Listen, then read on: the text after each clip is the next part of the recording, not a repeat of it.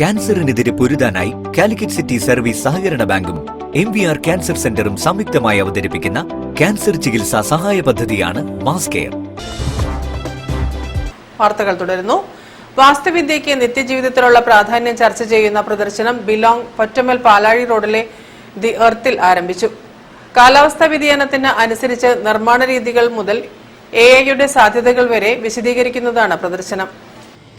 കേവലം കെട്ടിട നിർമ്മാണം എന്നതിൽ നിന്നും സമൂഹങ്ങൾക്കിടയിലെ സാംസ്കാരിക വിനിമയം എന്ന തലത്തിലേക്ക് വാസ്തുവിദ്യ മാറിയിട്ടുണ്ടെന്ന് Indian Institute of Architect Calicut മുൻ ചെയർമാൻ PP വിവേക് വാർത്താസമ്മേളനത്തിൽ പറഞ്ഞു.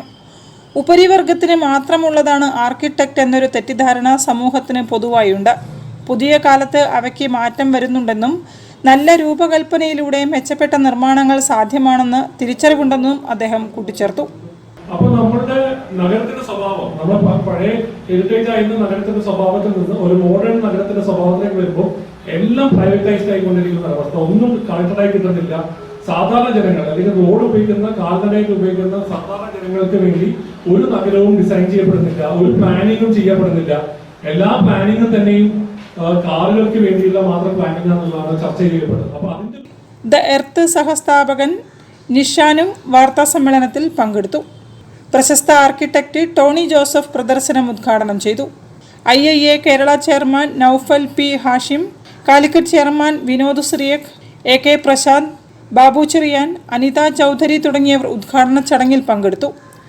Lions Park, Tagore Hall, Beach Freedom Square, Urban Square, Pinarayi Education Hub തുടങ്ങിയവയുടെ മോഡലുകൾ എക്സിബിഷനിൽ പ്രദർശിപ്പിച്ചിട്ടുണ്ട്.